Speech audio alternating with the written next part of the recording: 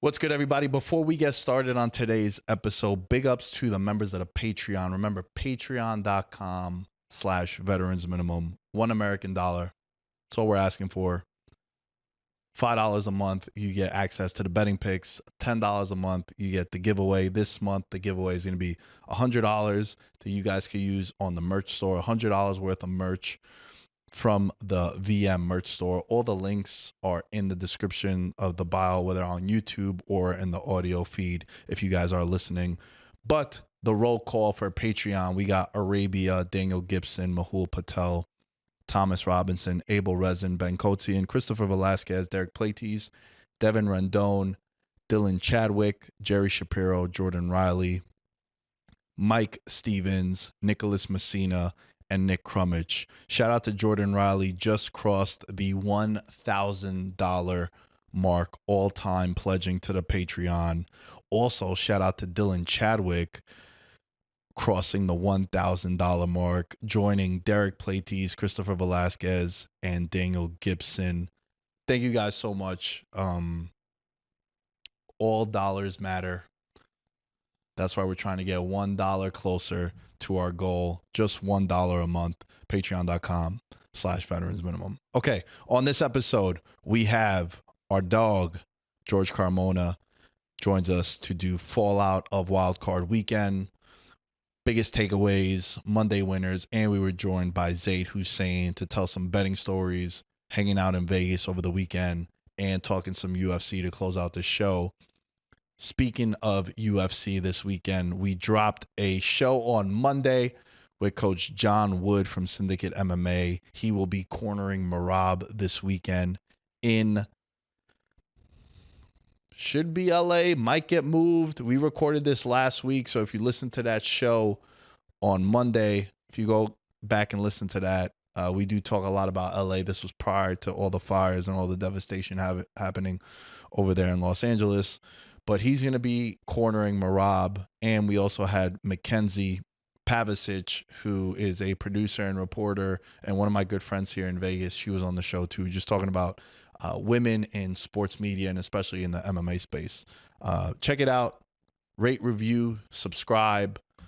Thank you all for the support. Let's try to make 2025 even better than 2024. That's the goal. Year in, year out, we just continue to grow and be a better show. Sit back, relax, and let's play the theme music. Yeah. Nick Dad, baby. We the new label. Yeah. Now this the black sheep, sticking it to him. I need a crib like I'm Gatsby. I need it in hand, just understand My pocket's that deep. with nothing to prove. I ain't got nothing to do, and they can't compete. And I got nothing Yes, to lose. what's good, everybody? Welcome back to the number one sports betting vibe on the internet. Veterans Minimum. At Veterans Minimum is where you can find all things Veterans Minimum. At Nick Day is 10 is you can find me, your handsome host, thank you. stud host, Yes. anytime touchdown savant, submission prop savant, pending Cooper Cup whisperer. We'll see. You know, we were dead, and then we caught a 29-yard pass. We're recording this as the game is going on. To my left, it's my dog. Also a Cooper Cup lover. Yeah. Yeah, I am back in the Rams really hard now that I found. I still didn't remember to find the name of the person on the Discord, but you know who you are. You put us on to Matt Stafford, 65-1 to win Super Bowl MVP. I loved it. I put it in. Cooper Cup's a big piece of that. So, but the Discord, dude, it's been popping lately. Yeah. Listen, the Discord, you get in if you become a Patreon member. It's also free to join. There's a certain like breakdown in the Discord where you get the betting picks and you know, like the contest, the merch, the People's Podcast questions, all that stuff. You unlock that when you become a Patreon member. But if you're just a fan of the show, you want to hop in the Discord, that's active too. The Discord is in the link of the bio. But also, George Carmona, ladies and gentlemen. Yes. I failed to mention the name, but No I need think to you mention guys know it now. And also They in know. the building, Yes. friend of the podcast, a dude who I watched football and the UFC with over the weekend, and I didn't pay for shit. Whoa. You know how I am. If it's free, I'm in. Nick will show up. I'll show up, bro. I'll show up. Zayd Hussein, ladies and gentlemen. Zayd. Thank you for having me on. Welcome back, dude. It's good, bro. Awesome. Bro, great time here, always in Vegas, and always got to hit you up to watch some games or something. And we had a good week. We had a good week. Yeah. We were cashing tickets. I did the classic, bro. One of my favorite things to do on social media, when you have a bet and you slander it, and then it hits the reverse jinx. Chef's kiss, bro. Because Mackenzie Dern was fighting over the weekend, and I took her submission prop 5-1, and right before the main event, Zayd's like, "Yo, what do you like in this?" I was like, "I don't know how many people love punting their money on fucking Mackenzie Dern submission props more than me." I was like, "Mackenzie Dern by sub," and after the second round, I tweeted like, "My favorite MMA pastime." Submission props for Dern. And with like 3 seconds left, she hits this armbar. And I go, Zayd, we're fucking back, baby. That's we are awesome, back, dude. dude. E-Boss was trying to tap with her foot too in the beginning. I don't know if you saw, it was crazy. Oh, But man. what a fight. Yeah. What a card too. That was probably one of the best Apex cards we had in a long time. So many finishes, brutal knockouts. I mean, Almeida's knockout, that was brutal beyond brutal. So Hassan was out for like at least a minute and a half, 2 minutes. It's crazy. Yeah. No, I mean, like, at what point is it like really concerning? Like, the UFC's never had anything super, super tragic happen in the ring. But what's like the longest somebody's ever been down? Do you guys worst remember? I've seen, and I remember it right away, was Bryce Mitchell. I mean, I don't know if that's where you had, but I don't know if you remember when Josh Emmett knocked out Bryce Mitchell. He was like seizing, borderline seizing in the octagon. So now that you said it, I'll agree with you, but I was thinking about the 2 Asian girls that fought on the Macau card. Oh, yeah. Was it Wong? Last name Wong or something? I'm blanking, but the girl was like a doctor, and before the fight was saying how her parents don't even know she fights. Oh, my God. And she head kicked this girl, which I saw them at Road to the UFC. They were doing Apex fights. It was like a Friday night that they did it.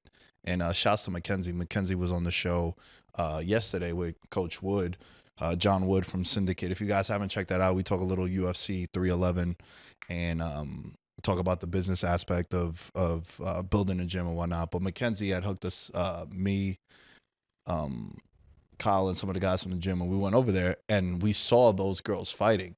And bro, she got like wheeled out on a stretcher, and like the girl that won that threw the head kick was like shaking. She couldn't believe what she did. So like that was the first, and that happened in November. That's where my mind went. But now with the Bryce Mitchell, that one was they were both crazy. They were brutal knockouts. Ben Askren's another one that comes to mind where he just got slept. That was nasty. Yeah. Oh, that's terrible. So similar situation this past weekend. Yeah. Yeah, he got rocked, man. And he was like starting to not put the guy away, but like he had him up against the cage, and Almeida kind of just threw like a Hail Mary. Like you see guys sometimes up on the cage and they're groggy and they're just like swinging. Yep. And he caught him, bro. He caught him like this, dude. Ooh. Like it wasn't even it was like just straight right on the button. It was rough. Nasty hook. It was like taking punishment and then just threw the hook out there and landed. God damn. That's got to be the greatest feeling as a UFC fighter. Just that Hail Mary. Yeah. For sure. Out. For sure has to be. Yeah. But how else was the rest of the weekend for you guys? I heard it was very profitable for you. Yeah. So we rocked with Lamar and the boys. Ravens, that was always a good time. I thought I was going to get backdoored there towards the end, but it was a good night. And now we got big matchups this next week. These are like huge games. And Washington was another team I liked a lot. And I don't know what you guys think about Washington, but Jaden Daniels with 9.5 points now I'm seeing. I like it a lot, bro. I think they're going to play way closer. I don't think Detroit just blows them out to go to the NFC Championship. I think it's going to be a tighter game. 9.5 points to me seems like too many. Yeah, that one jumped out to me immediately. The other one that jumped out to me was just for as much as we like Mahomes and the Chiefs, when he's more of a touchdown favorite, it's like he's not a good quarterback against a number. His team still wins, but like that's a big spread. I do like a lot of the dogs, early read. But with Daniels, I feel like we should start there, bro. Yeah. That was the game of the week. Definitely the one that was the closest. It was the only one that was close, really. I mean, we're recording while this Monday Night Football game is going on, and Rams are up 3 scores going into the fourth quarter. So Daniels, I want to just address the audience and just NFL fans. I think one of the coolest things about the NFL is what you're seeing with the Commanders and the Texans. And I know Texans fans, we'll get to you, all 96 of you, a little later in the show. That's hilarious. But if you're a Commanders fan, if you're a Texans fan, you found a quarterback and you saw how quickly your team could go from a top 3 pick to double-digit wins in the first year for both of them. Commanders went from 4 wins to 12 wins. Now they got 13 wins. This isn't an 8-9, 9-8 team that is like, Cinderella. Like, nah, this team's been good, bro. They got some good wins on their schedule. Also, they've played some teams close. They have a lot of 1-score losses, like we've pointed out many, many times. But if you're a Saints fan, Giants fan, you're a team, you root for a team that sucks, bro. No other league can you turn around from worst to first. We talk about that every year also. Yep. Like the NFL. I think that's the biggest appeal. The contracts not being guaranteed as a fan and as an organization. It's good because I give a shitty contract to George. I give him $30 million a year, and then George ain't playing $30 million a year.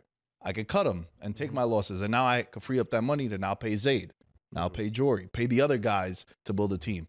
So if you're an NFL fan and your team is down in the dumps, and I know it's hard to do, you got to find a quarterback, but you see how quickly shit changes. Because, bro, the Commanders, with him, they're a problem, and this window ain't closing anytime soon because they're going to be on this, 3-4 year run where they could load up on talent. Yeah. So I just wanted to start that before we really dove into the Commanders, because this dude's mature. He's composed. Moment ain't too big for him. He's played in big games. Mm-hmm. Fucking hats off to them, bro. I was very impressed with Jaden Daniels, and I have been all year. Yeah, I mean, it's what they would consider moxie. He's the definition of it. When you see him in big-time possessions, big-time downs, I mean, the ability to stay calm on a 4th and 2 as the play clock's going down and you have 6 coming at you, like, you need to be elite if you want to be able to win playoff games. He took care of business yesterday, bro. Like, there was no stone unturned.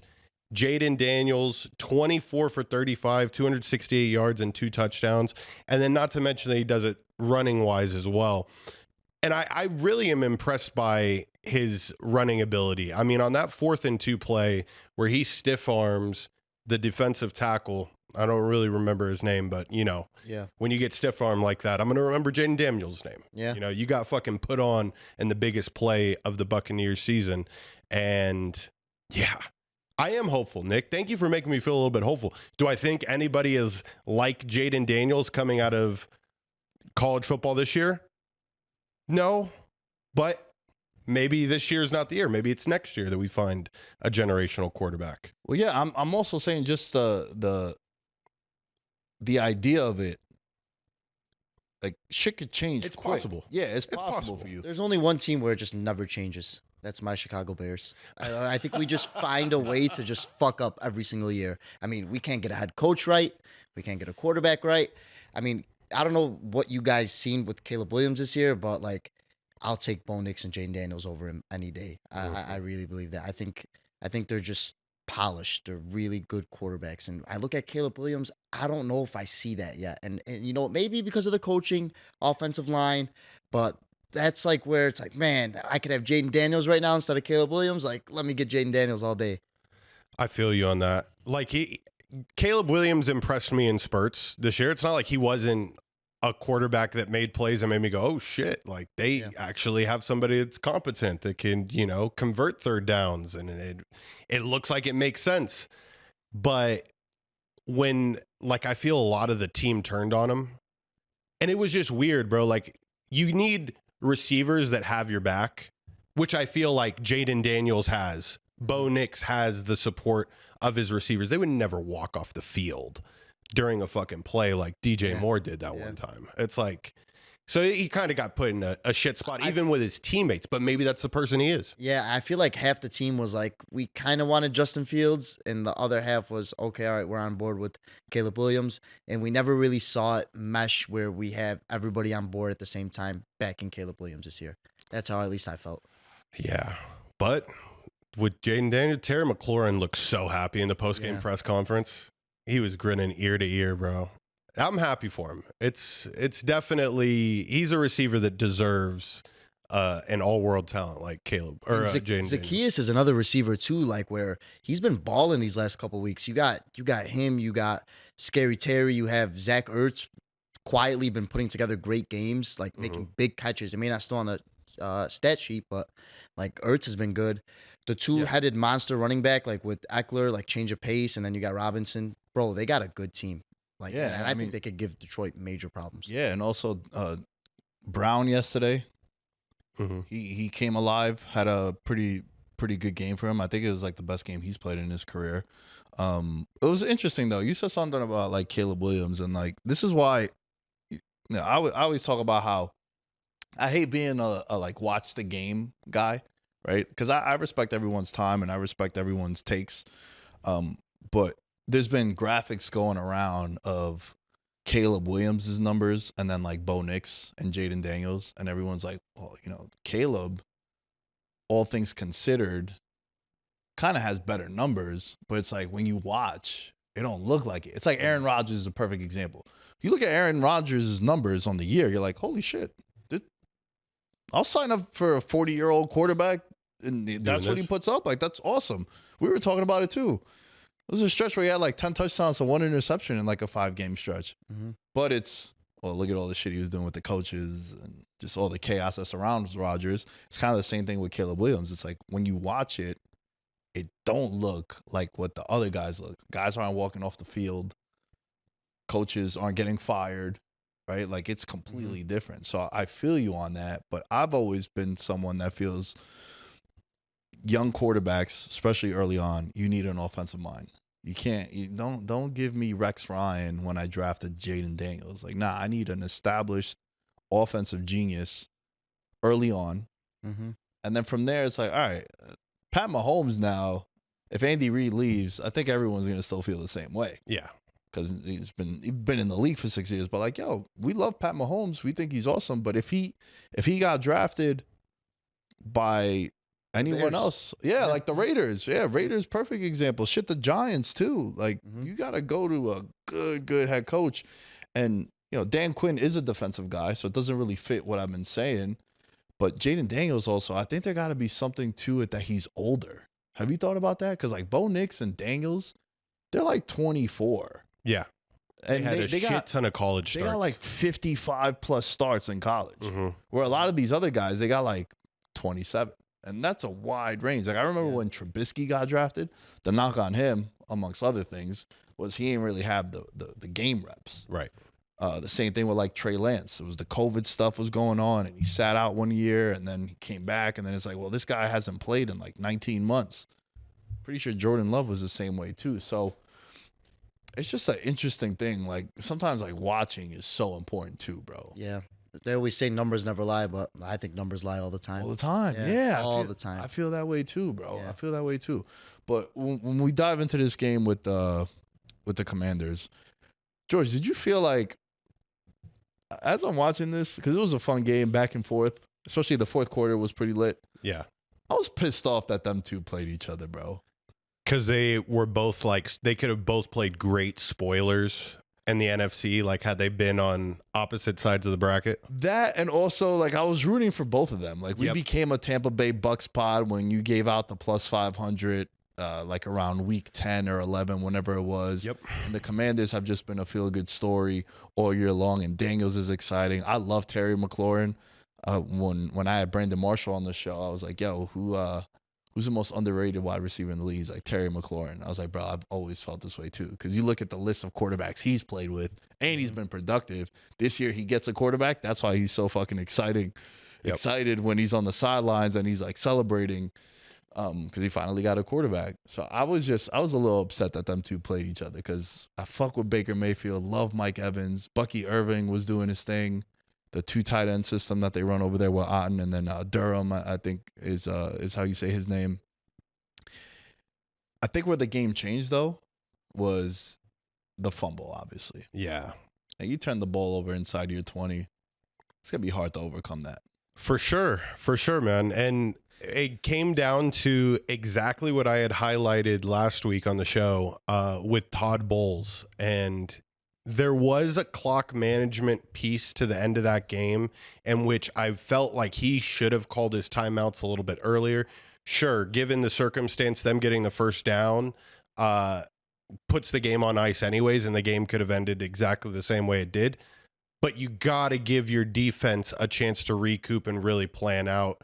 He ran the entire play clock down. It was 1:41 left, and then the next snap or the play finished right around 58 seconds. It's like you want to be able to get the clock in your favor as much as humanly possible. And Todd Bowles, and another big time moment. It's a tough one. I'm not giving him like complete, it's your fault, Todd, but your defense has got to feel like, all right, our coach understands how important this possession is. We need to get our rest. And it didn't happen.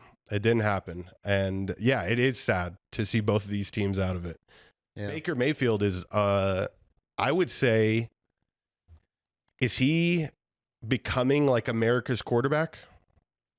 He's like the all-American boy that people are starting to love. Is he becoming America's quarterback? I think in a way, yeah, like Nick was saying, I think America gets around both of those teams. They're teams that are exciting to watch, and really you can't hate them. I feel bad for Browns fans. You go from having Baker Mayfield to Deshaun Watson, who now tore his Achilles again, probably never going to play again is what I'm hearing. So, like, having a guy like Baker and Mike Evans played well too. Like, these are guys that they play with a ton of passion, they play with heart, and that's why they have such big fan bases around them. 100%. Yeah. 100%, man. We're doing our part as a podcast to promote Baker Mayfield. Well, I also think it's in our nature to love someone, hate them, and then love them again. Yeah. And like, we love that shit. He goes to Cleveland, finds success early on. Everyone's like, oh shit, that fucking iconic jersey with the 97 quarterbacks that they have on the back of it. They're not going to need one anymore. Wins a playoff game with them. Then gets hurt, then gets shipped away to Carolina, goes to the Rams on a Wednesday, plays Thursday Night Football, wins, then ends up in Tampa Bay on a 1-year deal. Love the whole betting on yourself mindset. Goes to Tampa, like I said, inherits Tom Brady's team, has a quarterback competition with fucking Kyle Trask. Yeah, I was blanking on his name. Wins that, makes the playoffs back-to-back years. Yeah. And it's like, now you see all the guys, all his teammates love him. And I fuck with people that speak their mind. And that's something that he's always done. Yeah.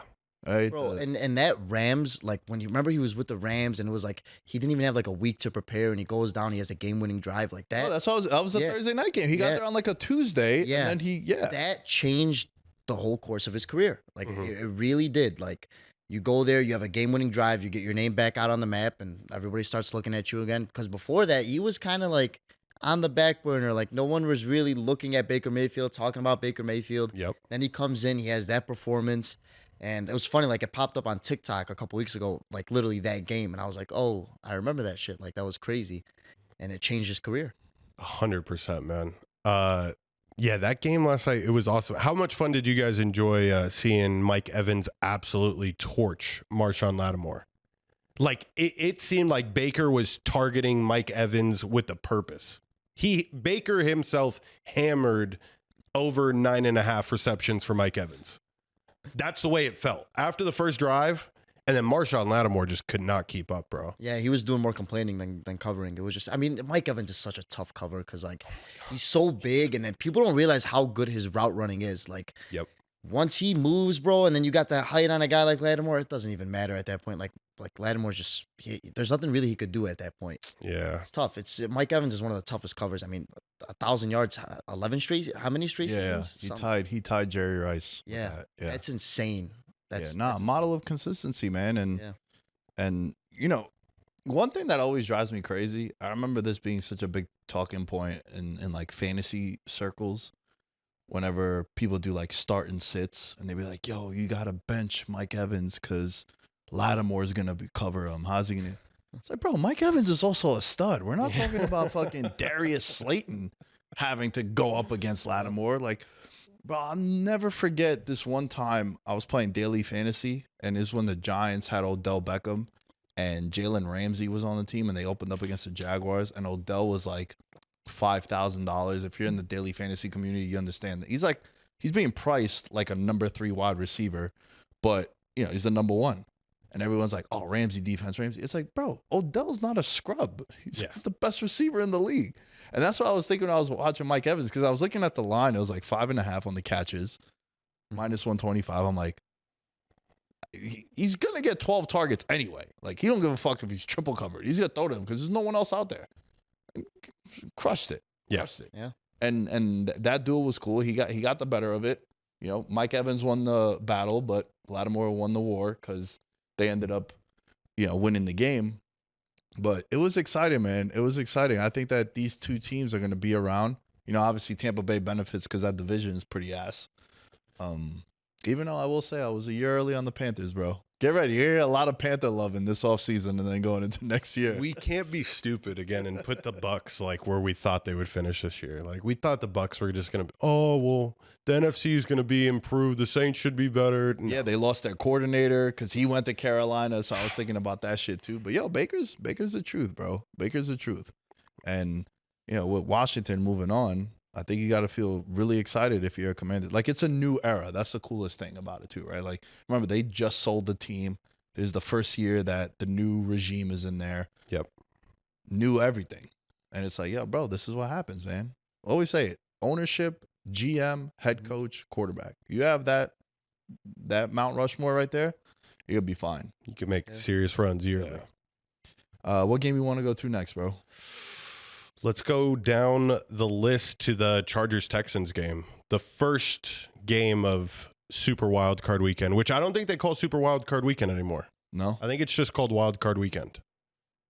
Yeah, I like that better. Yeah. Wild card. Where did they get super from? I remember, like, 2 years ago they were saying Super Wild Card Weekend. I feel like even last year they were saying it, and now it's just Wild Card Weekend. Yeah. But regardless, it started off pretty shitty, dude. Texans took care of business, or did Justin Herbert just absolutely give them the game? Like, what do you think from that one? Do you think it was a complete lack of performance from Herbert? Yeah, I would say it's lack of performance from Herbert. I mean, CJ did make some good plays, but there was a lot of times, like, they gave up the ball a lot. Like, the Chargers should have been up 14-0 quick. Like, there was a couple big turnovers they had, and they didn't really capitalize off their turnovers. I thought CJ made some good plays, but I thought he also made some bad plays. Mm-hmm. So, obviously, they did enough to win the game because of Herbert. But it's like, if you're the Chargers and Harbaugh, I mean, I don't know how you accept that type of performance, and I don't really know what they did to prepare, because throughout the year, they looked solid. Like, I thought this game was going to be a field goal type of game, and they just completely went off the rails. I thought it was a game that was going to be way closer than what it was. I got to go over to the resident Justin Herbert fan over here. Oh, it's rough. It's rough over here. That's for damn sure, because it don't look good, man. He had 3 interceptions all season. He had 4 in this game. Never in my life, bro, because I linked up with Zayd around this time. Right around where he threw the pick 6. I go to sports books often, obviously. But I've never been in a sports book, bro, where when one game-changing play happened, nobody rooted for it. Like the pick 6, everyone and their mother was on the Chargers, which was why I said this was the toxic one of Wild Card Weekend. I said, stay the fuck away, right? The toxic one, it doesn't mean, I said Chargers -3 is the toxic one. It doesn't mean to bet the Texans. It just means I'd rather not bet the game. Didn't bet the game. I bet Joe Mixon anytime. Hit that on the last possession of the game, pretty much. That was a sick one. Bro, when he throws the interception, you could hear a pin drop. Not one person was cheering for the Texans. That's crazy. And I was just like, bro, I'm getting chills thinking about it. Because, like, when you're in a sports book, you usually have, like, a fair amount of people on either side. And, bro, nothing. Like, the only people celebrating were, like, the bookmakers at Circa. They're like, all these fucking idiots. We just cleaned up. And I kept saying it, bro. I kept saying it. I had deja vu of the Browns-Texans last year. Like, 90% of the handle was on the Browns last year. I think it was like 87% of the handle was on the Chargers. And, look, I thought the Chargers were going to win. I'll be honest with you. But I didn't expect that. Yeah. I didn't expect that.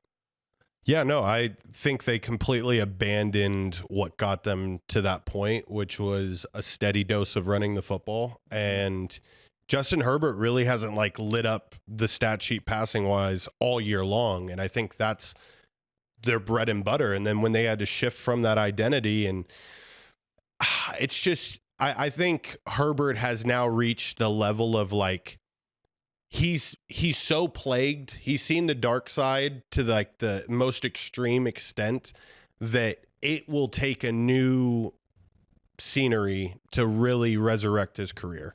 I think he needs to go get a wide receiver, bro. Like, I think they got to go get a legit wide receiver one. They just don't have it right now. Yeah. I mean, okay, we didn't think that about Cooper Kupp when the Rams were making their run, but Ladd McConkey is as fucking solid as you can get. He went off in that game. I mean, so I do think they have somebody that you can consider a wide receiver one. But yeah, do you have a running back that is of the caliber that you need to run that style of offense? J.K. Dobbins and Gus Edwards are not the combo of running backs you want when you're going to be running the ball 35 times a game. Yeah. I mean, I thought Dobbins played well this year. I know he's comes off and he just gets injured every single year, but it's like this year he had some games where it's like, okay, JK was balling and they weren't a bad 1-2 punch, like, but just this game, just like Nick said, I did not see this coming. Like, they just literally it looked like they haven't played in a year and they just showed up and said, hey, let's play football. That's how bad it was. Well, also, it's just a bad omen when you dominate a game. Like, early on, they were dominating. Like, that first quarter. But they settle for field goals. Yeah. And it's like, bro, you got to put teams away. That's why teams struggle when they play like the Kansas Cities of the world and teams with good offenses. And I'm not saying the Texans have an amazing offense, but their defense showed up to play without a doubt. They got a couple guys back that I didn't think were going to be back, but they came back and made game-changing plays and just altered a lot of things. But when you settle for field goals, bro, it's just a bad omen. Like, I know we're going to talk about it in a little bit. The moment Nixon on the Packers fumbled the opening kickoff, I'm like, this game's over. Yeah. Like, it's a wrap. It's all right. It's just you're on the road. You get the opening kickoff. You fumble. Eagles got the ball inside the 20. It's over. Yeah. Right? Like I wish the Eagles were an underdog in that game because I would have live bet the Eagles. But I'm like, now I'm looking at it's minus 400. But it's just a bad omen. So when you go out there and you just settle for field goals, I don't like it. I don't like it. And to your point, the wide receiver. I've been talking about this for months also. Ladd McConkey is amazing. He had a monster rookie year, right? Well, you can make the case for like steal of the draft kind of potential. Shout out to Georgia, him and Brock Bowers in the AFC West also lit it up this year. My problem is I don't want my number one receiver to be a slot guy. Now, I can move him around, but primarily, I think PFF said he ran like 3/4 of his routes out the slot. I might be underselling. It might be like 5/6 of the routes, right? Like all of them. So they need a big body wide receiver. Like I've mentioned his name 1,000 times, but like a T. Higgins would be perfect for them. He could also be perfect for like 19 other teams. He's perfect in Cincinnati also. But that's the kind of receiver they would need. Like, bro, make a trade for like a Garrett Wilson. Yep. I think you could buy low on Garrett Wilson right now because he don't want to be there. Yeah. The Jets might be like, yo, bro, we got another year with him and we might lose him for nothing. All right, we don't want to give him up for a 3rd round pick, but maybe. Like, you see, bro, like, what did A.J. Brown go for that one year during the draft? It was like a 2 or a 3. Yeah. That's a great investment that the fucking Eagles made. You know what I mean? So, like, they do need a legitimate wide receiver, but I do want to show some love to the Texans because, you know, it's fine. Let me ask you this, because you're in the betting space. I'm always fascinated by this conversation. You give out 10 picks, hypothetical. Okay. You go 8-2. Why is it that the 2 that you missed on gets the most engagement? Everybody loves to hate. Everybody loves to see someone lose. I think that's the biggest story. I think that's the biggest story in life, not just gambling. People like to see other people lose. It's sad, but like people want others to never have as much success or be as good as them. And if they see someone winning in life or winning in sports and then they finally lose, it's like that, aha, I got you. You finally lost once. And then they want to just shit on the parade. And that's what it is. I think personally. I don't know if you agree. Nah, I totally agree with you, because that shit it's been happening a lot this year. Where like, so anytime touchdown over the weekend, 7 out of 10 guys I hit on, and all of them like, you know, plus 150, pretty good numbers too. Love the Bills -9. I said that was Becky. What was it? I shitted on the Texans. I was like, yeah, I think they're the worst team in the playoffs. Yeah. Like top to bottom, I think they're the worst team in the playoffs. And then what happens. Yeah. And, you know, the 96 Texans fans came out and they're like, yo, bro, what about, and they're commenting on other posts that had nothing to do with the Texans video. They're like, yeah, but what about the Texans? It's like, bro, you're commenting on the anytime touchdown that went 4 out of 5. I know I missed on it, the parlay, which by the way, we've cracked the code. Anytime touchdown parlay, 100,000 views every single time. People eat that shit up. Bro, they eat that shit up. Crazy. Yeah, bro, every single one that we put out, because everyone's like, yo, impossible, not hitting. But you're driving up the algorithm, so thank you. We appreciate that you're doing that for us. But I just found it hilarious because, you know, texting Maddie Betts about it, talking to you about it too, like everyone in the betting space. It's so weird to me because it's like, because everyone parlays, right? Have you noticed that? Like, it's always parlays. That's why the books are the books. They have all the money, they have everything, because everyone's just throwing their money at parlays. And like, bro, like the subathon over the weekend. Mm-hmm. It went 1 of 3. The one that hit was 5-1. Basically a parlay. Yeah. Right? So like when you take 3 props, 3 anytime touchdown scores, 3 method of victories in the UFC, bro, parlay it, but straight bet it too, because chances are you hit one of them, you're up even on the parlay if it busts. Yep. For sure. So it just drives me crazy. Same like for my UFC plays, I gave out a couple dogs, and like everyone was texting me. I'm like, I like Soriano as a dog, and then one of my plays I liked was Bashy by submission. It was plus 470, and then I got like 3 different texts. Sick fucking bet with Bashy by. I'm like, bro, it's plus 470, and if he wins that fight, I think he wins by submission. And we saw like he took him down multiple times. Sub really wasn't there. Rodriguez scrambled great, but it's like, okay. It had a path. Like, I don't understand. People just need to they need someone to blame. And when we're giving out content, we're the perfect blame. Yeah. Like, we're the fall guys. No, I enjoy it though, bro. I don't mind like it either. I like it. Like what Jason Tatum said over the weekend, because Brandon Jennings called him the softest Celtic ever. That's crazy. And he replied, which is something Tatum usually doesn't do. And the reporter asked him, like, yo, why'd you do that? And he was like, yeah, I had time. I was like, I love that. I'm running with that. I had time. Yeah. Right. Yeah. When I was defending your brother with this one kid, I was like, I had time. Yeah. Let me I'm curious. Yeah. What would you like from me? And that's what I'd be telling people. I'm like, yo, listen, this is what we do, bro. You're not going to be perfect. Right. 55% is what people strive for. We can hit a couple props every weekend. Cool. We're chilling. I haven't deposited money into my accounts in a long time. To me, that's a win. Yes. Right. Like I make my big initial, like, bro, around football season, it's pretty, I'm sure you probably do it too. Like, I put a lot of money into these accounts and I've only taken out. I can live with that.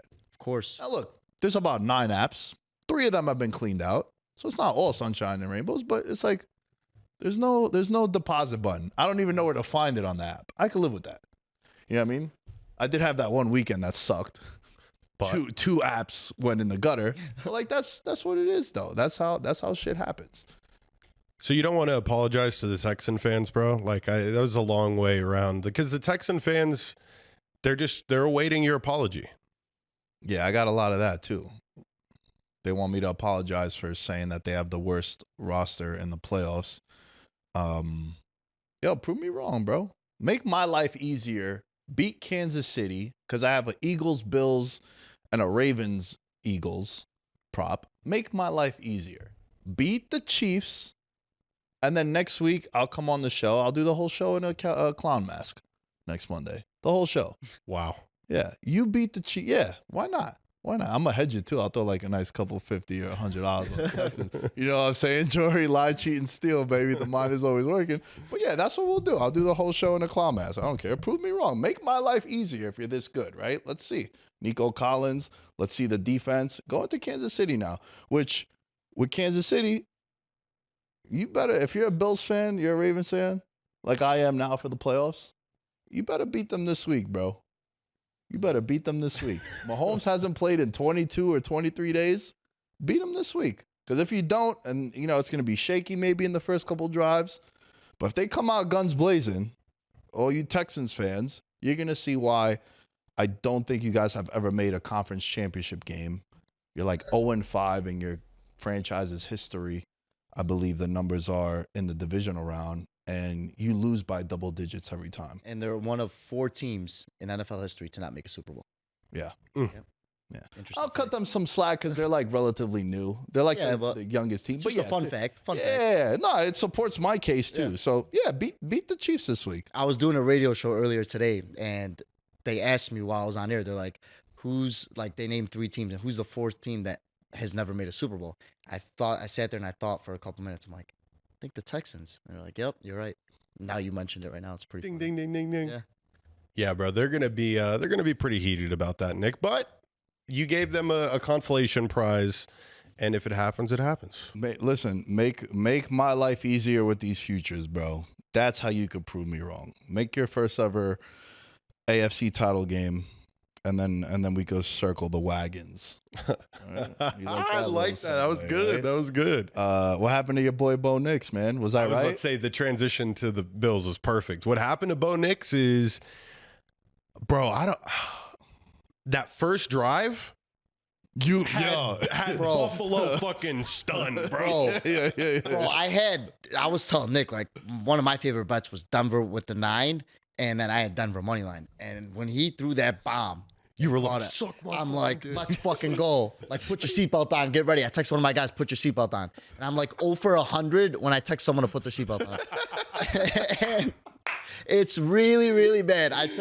That's like my line. Like, all right, like, we're coming back. Put your seatbelt on. And it's just, bro, yeah, it was just downhill. If they made it 10-10, like when he donked it off the upright, that was a huge game. To me, that was a game changer. Nah, for sure. And there was a couple big momentum swings in that game, and I think that was one of the biggest ones.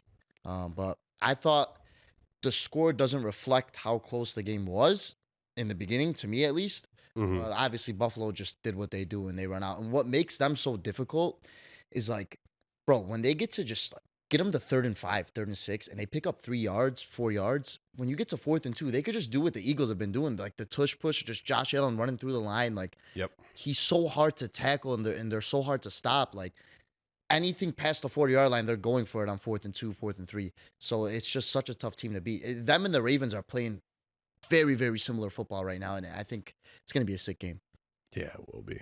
Yes, it will be. Well, the thing for me was I was asking George because we kind of jumped on this trend. It was around maybe October of last year. It's like, bro, when Josh Allen plays shitty teams, especially at home, they violate them. Mm-hmm. And I asked George, I was like, yo, do you consider Denver a good team? I know it's weird talking about playoff teams, but it's like you look into the numbers. 1-7 against above 500 teams. They beat up on the teams they were supposed to. And that was basically my handicap. That's why I like the -9 for Buffalo. And, you know, I'm guilty of that too, right? Like, I don't want to troll you, but like, I've been on that side too, where like, you take the dog and they score first, you're like, yeah, motherfucker. Yeah. And then it's quiet, Oh my right? God. Like, that happens. Yeah. But then you're on the other side too, where like, I've been on the side where my team, like Buffalo, like I had Buffalo -9 and they go down. I'm like, oh my God, is this Bo Nix shit really fucking? You look at Sean Payton is like 80% as a fucking underdog in his career on the playoffs. You're like, oh my goodness, is this gonna be the 80%? But then Josh Allen did his thing. But I think the real star of this game, in my opinion, was the running back. Yep. James Cook. I think James Cook, he's opened up the Josh Allen stuff the last couple of years. When they got Joe Brady as the offensive coordinator, that's when shit really started to open up for Josh Allen. Because there was a time on the show where I was like, yo, I think he might miss Brian Daboll, bro. Like, you saw how Daniel Jones was doing that first year in 2022 with the Giants. And then Josh Allen was, they still made the playoffs and he was good, but like, it wasn't the holy shit Josh Allen. Once he got Joe Brady, they're like, yo, listen, Josh. First of all, you're going to run a shitload, especially in the playoffs. He 40.5 on Patreon was his rushing total. Went over on that. Lamar went over on his. Jaden Daniels went over on his. This is what happens. Come playoff time, it's like, yo, these guys are going to run. Mm-hmm. Mahomes is 8-2 to his overs on his rushing props. And the one loss was that Super Bowl where he was taking the knees. Yeah. Imagine that fucking bad beat, right? Yeah, we were talking about that over the weekend. Yeah. So I think Buffalo, he had 120 yards, a touchdown, got 22 touches, I think it was, 23. Mm-hmm. That's the recipe for success. And the other thing with him is he spreads the ball around. Like Curtis Samuel scored a touchdown. Shout out to the PSAL, baby, Public School Athletic League in New York City. Curtis Samuel is from New York City, so I got to show love. We don't got many pro NFL players from fucking the 5 boroughs. Staying in the state. Got to keep it. He scored the longest touchdown of the week, too. There was like some DraftKings prop thing, like whoever scores the longest touchdown, and it was Curtis Samuel. So made some money. Yeah, was it like bonus bets that they won? Yeah, I saw that on Twitter. Yeah.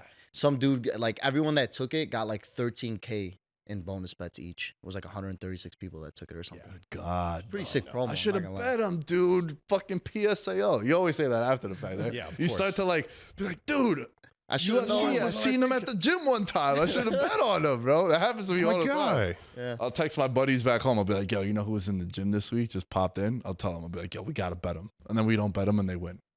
Or like we bet them and they lose. They're like, all right, fuck. I got to stop doing that. Yeah. Yeah. No, dude, the crazy thing about James Cook, because you're 100% correct on all that.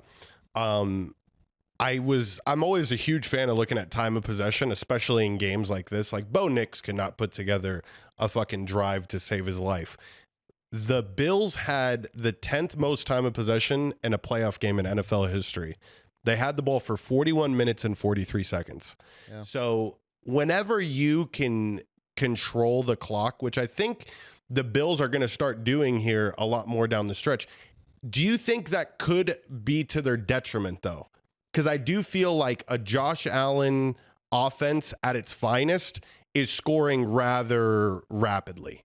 Am I crazy for saying that? I think the way that they play with controlling the clock is beautiful. I think it's their best path to victory. Using path to victory like we're doing MMA, but man, it's so tough to beat because you're just keeping your opponents on the sideline and you're just grinding away yards. Like now I feel like their offense is more styled on like just getting a couple yards, getting to a 3rd and 3. They get to a 3rd and 3 and 34, like how I was saying, they're just gonna run it. They're gonna pound it down their throat, and there's nothing really anyone can do. So I just see them controlling the clock, keep going.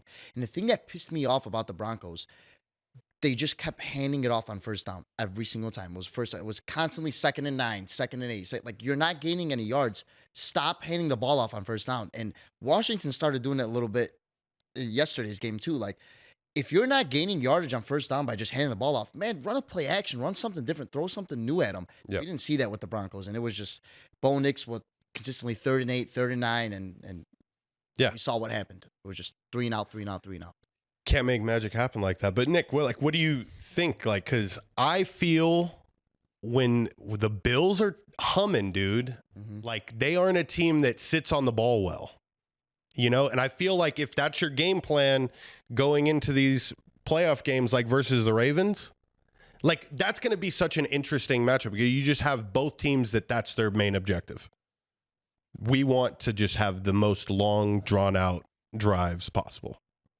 Shit, man. Can we segue into the Ravens game also, and I'll tie both of them together? Go ahead. Because I'm a professional.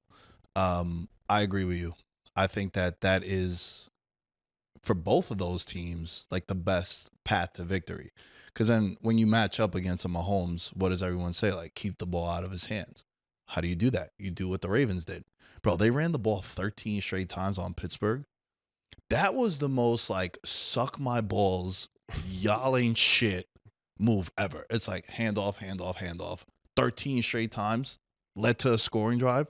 Like that is some fucking gangster shit, right? Yep. And that's what I think Baltimore needs to do. That's what I think the Bills need to do. But bro, both of these teams, they could also throw it all over the place too. And I think the X factor is for both of them, because everyone knows about Lamar and Josh Allen. Everyone knows how good those guys are. Everyone knows that they could spread the ball around. So many different guys. I think the Bills set the record for the most guys to score a touchdown this year on offense. And then Lamar does all the Lamar shit that he does. He didn't even have Zay Flowers in that game. The running backs are the key to this. Whichever running back gets going is going to win the game. I really think that. And it's been a running back resurgence. And I know James Cook is like still young in the league, but the running back position, when you do have a good one, you're like, damn, bro, you understand why it's so valuable. Because that's why I felt like the Ravens are the team to beat in the AFC. Because I'm trusting my eyes, right? Like, Yep. we talked about this, and I wonder how you feel about this too. Do you ever give teams the benefit of the doubt because of their like cachet and their pedigree? Because the Chiefs haven't been playing at Chiefs level all year, but they're 15-2. Yeah. And everyone is just saying, yo, it don't matter. Playoff times, they're going to lock in because they've done that, been there, done that. And I respect that. And that's the only reason why I'm like, well, you better beat the Chiefs this week or else they're going to go back. But on the flip side, I'm like, bro, I think Buffalo and the Ravens are better than them. Yeah. How do you feel about that? I agree with you. And I think whoever wins that matchup, so most likely Chiefs are going to win. But odds makers are saying, what I heard already is like whoever goes to KC in that AFC Championship game is going to be the favorite. Like they're going to be at least 3-point favorites. And I'm making Buffalo or the Baltimore at least a 3-point favorite too. Like, I mean, if you're setting a line right now, even if it's in KC, like they're just playing levels above everybody right now. There's no, like, even if it opens closer, I'm just pounding whoever it is. Bills and Ravens, I think they're both over 3-point favorites in KC. It's just, yeah, they've won and they've won constantly and they know how to win, but they don't look like the same KC team that we saw a couple of years ago. And, you know, now you got Hollywood Brown back and a couple of these guys, so they could come to the playoffs and they're a completely different team because they have the weapons to do it. You got DeAndre Hopkins, you got Hollywood Brown back, you got a legit squad. You got Pacheco now fully healthy. Yep. So they have the pieces to do it, and they could come out and look like a completely different team in this divisional round. But if they don't and they look like that same old KC team, I think you have to make the Ravens or Bills a 3-point favorite minimum. Agreed. And I will fucking eat up Patrick Mahomes with points at home. I mean, you already know it's- everyone's going to be on that too. Yeah. No, I know. But it's been so successful that it's going to be hard to not. yeah. And I also agree with that. I feel like those teams should be the favorite in that spot. Yeah. And the public's going to hammer Mahomes with the points and the money line. And it happened. Didn't it happen last time? It was them versus the Ravens. I think the Ravens were 3-point favorites, I want to say. And everybody took KC and everybody got there and KC ended up winning outright. But if it happens again this year, I think they're going to get smoked. I could really see it. It's very interesting. Yeah, because last year Kansas City was on the road in the playoffs and they were a dog in every matchup outside of the Miami one. And then hell, even in the Super Bowl. And when they played the Bills in the divisional round, deja vu to last year. Oh, the Chiefs are an underdog. Mahomes is like 7-1 as a dog. They win. Next week, oh, can he do it again? They win again. Then the Super Bowl. Then he wins again. Yeah, it's crazy. And he's like 11-2-1 in his career, covering like 88% as an underdog. That changes. That changes this year. I really believe it. Yeah, listen, man. I think the only reason why we're giving them the benefit of the doubt is because they are the Kansas City Chiefs. They've definitely earned that. And even though I bet the Ravens and I bet the Bills to come out the AFC, it sucks that I'm going to lose one of them this week. And then I got to root for Philly. We'll get to them right after this. I'm going to feel dumb if Kansas City goes there again. It's like, yo, bro, why? Let's get cute elsewhere. Yeah. Let's get cute. Let's do Chiefs Rams and get cute. Let's do Chiefs and Commanders. Pick the side that's going to get there. Again, chances are, look, they're 9-point favorites, right? So let's just say it goes chalk. Every year he's been in the league, he's in the AFC title game. That is fucking crazy. Mm-hmm. It's unbelievable, bro. It's unbelievable, and it's just gonna make you feel dumb. Like we talk about like the holding ticket theory. Don't you feel dumb holding a ticket against Mahomes? Yeah. You just Most of always the feel time. dumb. Yeah. I'm usually on the side. Like I'm like, and it's weird. I feel like I find the right spots to back the Chiefs because obviously they're the worst team against the spread, I think, this year. But every time I bet on them, I feel like they cover. I just find the right spot, to me at least. Like I'll wait for that. Okay, they haven't covered in 5-6 games. All right, I'll finally take it now. And Right. when the public's off the train, they finally get off the Mahomes and Chiefs covering train. It's good to jump on it because then they'll have that game. That's how I feel, at least. No, that's pretty smart because, yeah, they were terrible this year covering the spread. The Titans were the worst team in NFL history this year. They were 2-15 against the spread. Jesus. Yeah, that's the worst in NFL history. 2-15. Just atrocious. But I would imagine the Chiefs were probably I think fucking in the middle of the 4-13, 4-14. They were like 0-7 in the middle of the season. There was a run where they went, I think, 0-7 against the spread. Yeah, That's crazy. But yeah, the reason I had brought up that thing at the beginning with the Bills is because somebody is going to have to conform their playing style.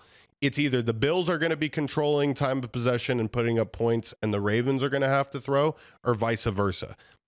Then when you think about that same scenario versus the Chiefs, and you look at the pieces on both sides, it's tough not to think that the Chiefs are the best in that matchup. All the receivers that you listed, I think Pacheco is one of the most underrated backs. And the reason why I'm saying he's underrated, especially this year, it's giving me Aaron Jones from last year vibes. When Aaron Jones was on the Packers, he came in the last 3 weeks of the season, fresh as a daisy, and kicked everyone's ass in the playoffs. Isaiah Pacheco is going to be doing the same thing. He is on fresh legs. It's going to look different. And then they got, the best 1-2 combo in NFL history with Pat Mahomes and Travis Kelce. Like, it's terrifying. And I think just based on the way that the Bills and the Ravens play, they'll know exactly what type of style they need to attack. And that's a whole nother thing. Like, you're going to see, obviously, both teams best, the Ravens and the Bills, but like for a game like that to advance, you're going to see all the fucking bells and whistles. They're not holding any shit back. Whereas the Chiefs can probably get out to a big lead and they're going to hold off some shit that they're going to run in that conference championship just because it's the Texans. You know what I mean? Yeah. Nick, do you have what's the total on the Ravens Bills? Do you know off the top of your head? I'll pull that up for you right now. I wanted to just answer your question. Yeah. 7-9-1 against the number were the Chiefs this year. Mm-hmm. From week 10 to 16, they went 0-5, to your point. You said 0-7, but 0-5 to be exact. And yeah, they were struggling. But that's the other thing too, right? They're a public side. They're a team that has big point spreads. Like, I don't know how many of them. I remember off the top when they were 11 and 12-point favorites in Carolina. And I said, like, yo, I know, bro, we punted a lot of money on the Panthers, but, like, we got to take them in this spot. This is when the Panthers first started playing well to end out the year. So that's one of the reasons why. But come playoff time, you're playing in closer games, better teams, so the numbers are lower. They're 3-point favorites as opposed to 9-point favorites. You know, even though this week they're 8-point favorites right now against the Houston Texans.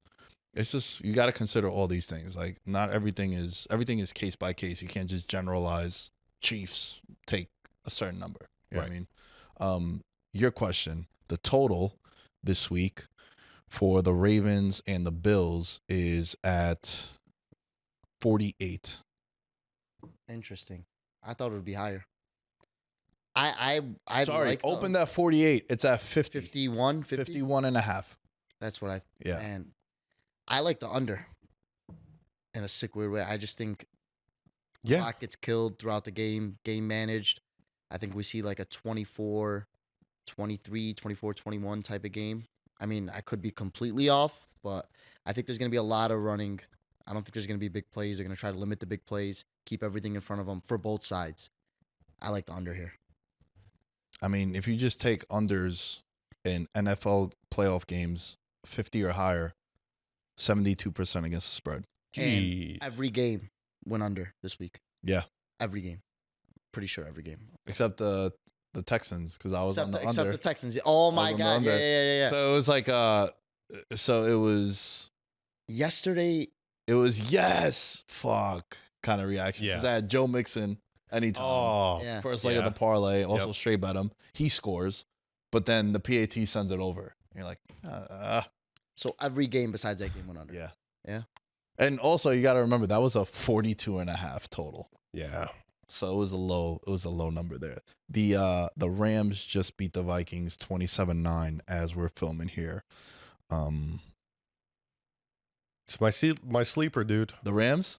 Rams are my sleeper. Well, bro, so they're gonna play Philly, right? Yep. Here's the thing. If you give me Stafford and healthy weapons, I feel good about it. Mm-hmm. I think them having that pseudo bye week last week did well for them. Yep. Because they didn't play. They gave up the seeding. Didn't really matter because they ended up winning. And also the game got moved. But they're like, yo, let's just get healthy, bro. I'd rather not have Stafford play in that game. And all right, instead of we play the Commanders as opposed to playing the Vikings. It ends up working out, right? Because they end up winning the game anyway. But they're dangerous, bro. They're dangerous. I know Kupp just did cardio today. He had the one catch for 29 yards. I loved how he was priced, and I felt like, bro, y'all must have forgot who Kupp was. I think he forgot who he is how it turned out. One catch for 29 yards. But, bro, I'm with you, man. I'm with you on I like this Rams team. Stafford is just a dog, bro. Mm. Hey, best quarterback in the NFC? We had the conversation. Who do you think the best quarterback in the NFC is right now? Left remaining. Man. It's kind of hard to argue against it. Right. I mean, it's not a ridiculous take. Right. I mean, who do you want leading your team right now in the NFC? Probably Stafford. Yeah. I kind of agree with you guys. I think Stafford's the guy. Let me ask you this: with this Vikings game, obviously we saw the result in the season that they had. Do you think it was just the ultimate run good scenario the whole year of like just everything going right for a team, or do you think that they were actually a solid team and just shit the bed? Because I feel like they just ran good the entire year, and I truly believe that, and I'll stick by that. Like I don't think they were where everyone thought they were. I'll let you start with that. That's a good ass question. So look, this is a team who coming into the year had all those major red flags. We spoke about it week in, week out. A guy they drafted died, right? Like their rookie passed away. Addison was having the DUI issues. Their first round pick doesn't play a snap all year. You got Sam Darnold in there. A lot of talent on the roster, especially offensively. Defensively, a lot of no-name guys and like grizzled vets like Gilmore, who was good 4 years ago. And like, we're just going to blitz. I think they caught a lot of teams by surprise. I feel like a hater if I agree with him that like everything went right because, you know, you throw 30-something touchdowns. I think that's pretty solid, bro. Yeah. Like it's really solid. And the only person that's really upset is Sam Darnold and his agent. I think these last 2 weeks probably cost him a lengthy contract. Yep. Maybe they bring him back on like a franchise and see like, yo, is this the real thing? You know what they should do? What I wanted the Giants to do. Daniel Jones made the playoffs the first year with Dable, and they win the playoff game, and then they give him the big contract. My thing was, yo, why don't you franchise him? See if the Brian Dable effect is a real thing, and this is who he's going to be now. Then you could give him the $40 million. Nope. Yeah. They ended up giving him the $40 million, and then from there, you know, he did get hurt like halfway through the year. I saw it live in person. I went to the Raider game when that happened, but he still wasn't playing that well to justify that. Like every week, people were just shitting on the contract. So if you're the Vikings, I think the best thing you could do is maybe franchise him. He'll make $35 million, I think. Great contract for him. Another prove-it deal. Let's see if he comes out next year and he throws for 30-something touchdowns again and has 4,000 yards. Cool. If not, you got McCarthy there still. Yeah. You got that. You got Daniel Jones, bro. They got Daniel Jones. You got DJ over there. Yeah. It's a legit quarterback battle. Like, you don't play a playoff game like this. He played Sam Darnold just made it a quarterback battle next offseason. Yeah. All he needed to do was put up a comparable loss in a playoff game, and then it would have probably been no question. McCarthy, you could learn another year behind him. Daniel Jones, fucking get really good at, marking down the plays, and you're set. But he really played. Is it crazy to say, bro, that I don't even think a franchise tag is the best move? Do you try to get him to stay? Maybe it's like a 2-year deal, but less money, so it doesn't hurt your bottom line. Well, who goes out there and offers? Let's say they just don't care. Who's gonna offer him a contract? Like where does he go besides this? I don't think there's a lot. The Saints would pick him up probably. You think? Yeah, the Saints are in a lot of, like we would love any comparable quarterback. Yeah, Sam Darnold in a Saints jersey next year, I'll take it. Here's the problem with Sam Darnold and just a Sam Darnold situation and a team starving for quarterbacks. You're not bringing the roster and the coach with you. Yep. Yeah. It's the same shit that happens when like wide receivers leave a stud quarterback and they go to another quarterback and they realize like, oh shit, I don't think it's going to happen with him because I think he's a hell of a player. But like T. Higgins, good example, like fits this mold. Like if he was to leave and go play with Derek Carr, does he have the same production as Joe Burrow? And he has Jamar Chase and Chase Brown and fucking Gesicki. Mm-hmm. And he has an offensive mind in Zach Taylor. Well, I know he gets a lot of heat, but I'm just saying like the scenario. If Sam Darnold, if you're the Raiders, you're the Giants, you're the Saints, you give Sam Darnold $100 million. You're not bringing Jefferson. You're not bringing Addison. You're not bringing Jones, Hockenson, the coach of the year in O'Connell. Yep. So it's like, bro, it's not all things are made equal. Correct. Yeah. So that's where I think if you're Sam Darnold, you should want to stay there because at least you know where you're going into. For sure. And the team also knows. Yeah. So I think for me, he comes back, franchise him. He can make his money. It's all guaranteed. Show us again, bro. Show us that this is really who you are and all the Jet shit and the Panther shit. And he was in fucking San Fran as a backup. Like that's all. Yeah. Because the last 2 weeks, to your point, George, it became a quarterback question. Yes. Where literally 10 days ago, we're like, bro, they might be the fucking 1 seed. How crazy is that? Yeah. So that's what I think with the quarterback and just free agency in general. You don't bring the pieces with you that made you successful. That's fucking nuts, man. You go from a potential 1 seed to getting bounced by the Rams by 20 points. Yeah. It's just crazy. I like watching this team the last 2 weeks. It's like my mind is how did they win 14 games? That's just They got so lucky with the turnovers, bro. They led the league in Yeah. turnovers this year. And like that's the one stat that if you just get lucky enough to be the leader in, you're going to get a shit ton of wins. for sure. So, I mean, yeah, Cameron Bynum, hopefully he makes good money off of TikTok, all those fucking TikTok dances he was doing after he got a pick. Like that's the one really hopeful side for this Vikings team is that their defense was rather legit. Yeah, they got Aaron Jones at the right time. He played solid all year. I do think that this is exactly what Vikings fans thought the year or how it would pan out. Yeah. TBH. Yeah, I'm just thinking though, like for Sam Darnold, bro, how do you not go back there? Yeah, of course you go back there, but I'm saying like money wise for the team, do you give them the franchise tag 1 year, 35 million, or do you get them for 2 at a price close to that? Maybe 2 for 40. I think Baker did 3 for 100. Yeah. Was the Baker deal? Yeah, there's no way he's not signing for over 100, huh? Not in today's economy. He's for sure signing for 100. Yeah, not in today's economy, man. We had a lock for in this economy with fucking Saquon Barkley and Derrick Henry scoring touchdowns. Henry got there. Boom.